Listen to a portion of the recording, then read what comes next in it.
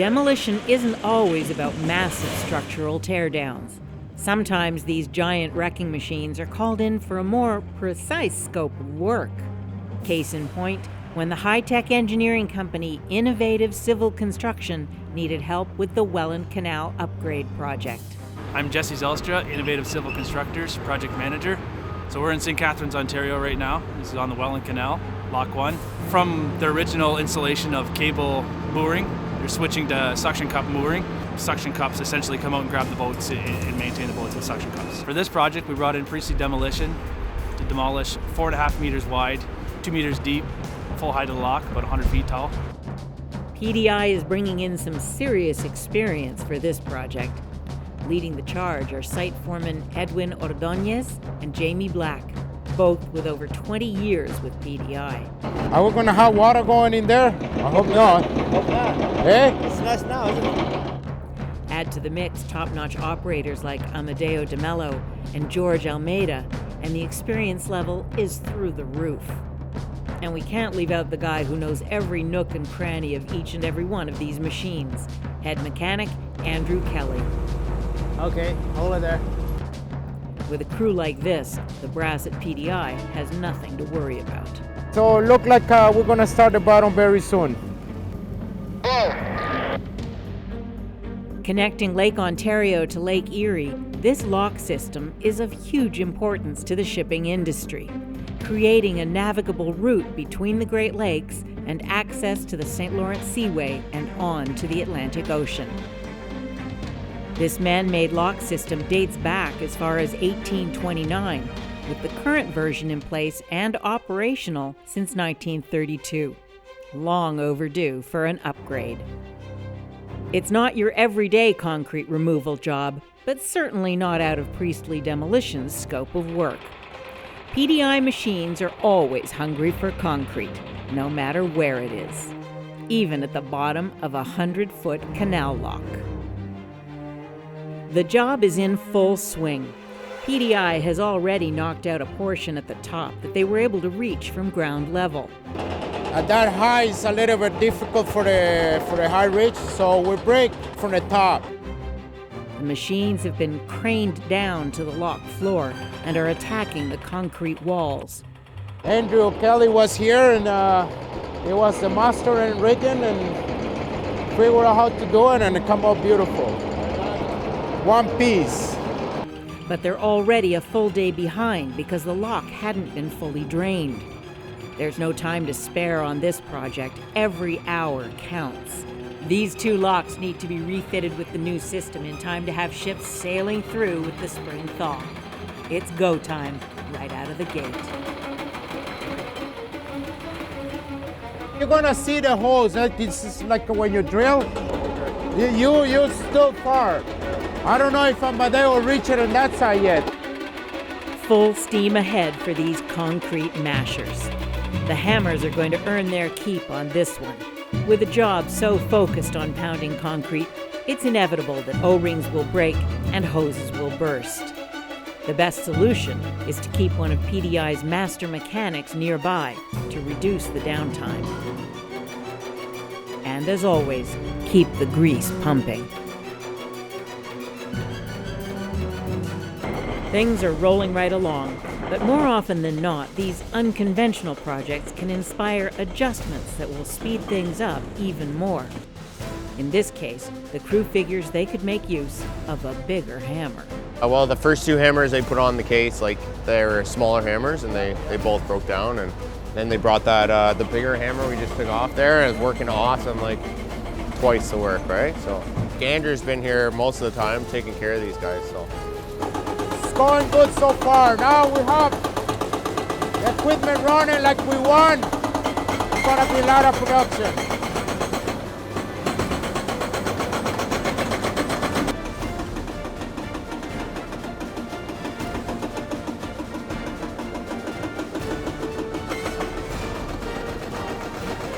Maybe today or tomorrow morning we're gonna start running this key and give it to this guy. They're gonna start working at that, and we're gonna finish that one too.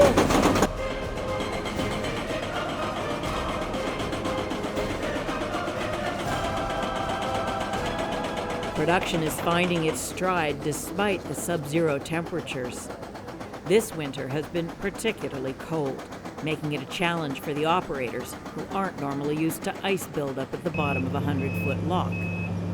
You're on top of the ice and you turn the boom, the machine going the other way. Even after we break the ice, we clean the area where the machine gonna be set, then the water's still running, like they cannot stop it 100%. So after a while you leave that area, you move to another area, you come back to that area, the water gets frozen, we have ice.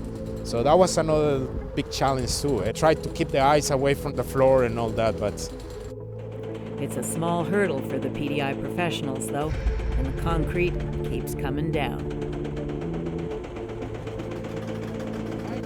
I think we're gonna be in good shape by tomorrow. Getting all this things, those 3 keys ready, and we're gonna start grinding. Grinder, you say? Great tool. Fold it in quick, we'll just check it quick, and then we'll put it to work. This toothy bad boy is ready to smooth out the rough edges. These grinders are very specific to setting up pressures and everything. You gotta have certain flows, certain pressures. Andrew did a bunch of flow testing and all that, had the flow meter on. We had to put another pilot valve on. It's a pilot reducing valve to slow it down. Because you can't run them too fast. They're for specific like horsepower. So, but it seems to be working fine and it's set where it's supposed to be, so, which is good.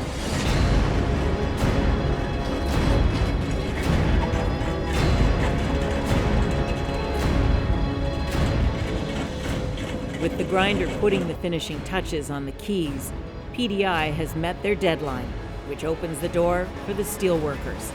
All that's left is to pull the machines out of the lock. Is Jamie finished with the Cobalto?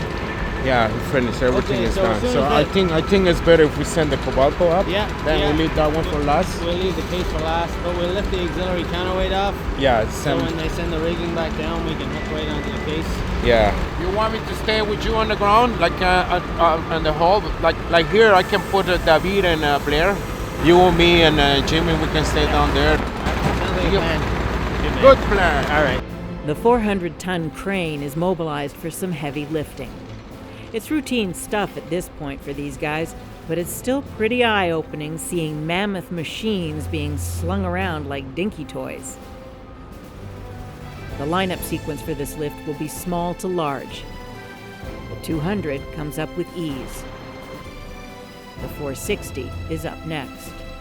You keep a grip on that one, Jamie. There we go. Here we go.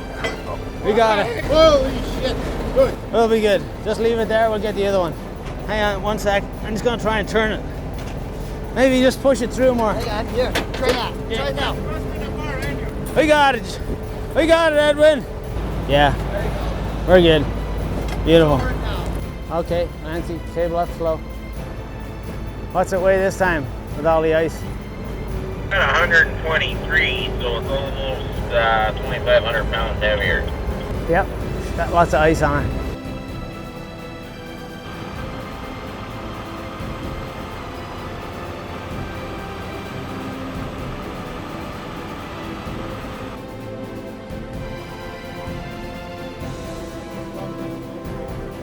.460 is up and out. Time for the big boy. The weight isn't necessarily the issue either. It's the length that makes things awkward for this final lift. Lift points have to be spot on. Balance is crucial. We'll pull him forward, and then I'm gonna get him to swing to the right. Things need to be checked and double-checked. Cables can't be crossed or hung up, or you're looking at major damage. Are we crossed on that side? Shouldn't be. No, they're good. They're good. They're good. Let's get the softeners in. These cables will tighten up pretty quick. Okay, hold it there.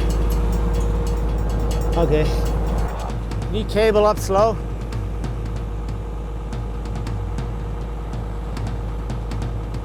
Shit. So twisted. See the twist in them? They gotta be straight. Can you cable down, Lancy? You got a twist in the Kevlars. You can't do much about that. What it is, when you load them big chokers up, they twist a bit. Yeah, 10-4. Okay, well then you're good cable up. You just gotta make sure the machine lifts level, which is coming up nice. Look at that, eh? clear down here, Lancy. Cable up. Looking great. Lifted straighter this time than when we put it in. It's a lot leveler. Yeah, it's just that we went up a little higher on the boom. What's it weigh, Lancy?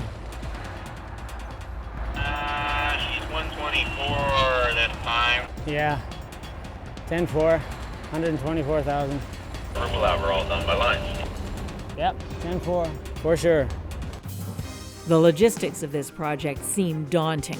The craning of massive machines, the constant concrete hammering on an icy lock floor, and the grinding down and detailing of concrete edges. But when the right personnel with the proper tools and machines are introduced, jobs like these get executed. The high reach comes out of the lock as smooth as can be. The job is officially handed over to the next trade to keep the on-schedule pace set by PDI.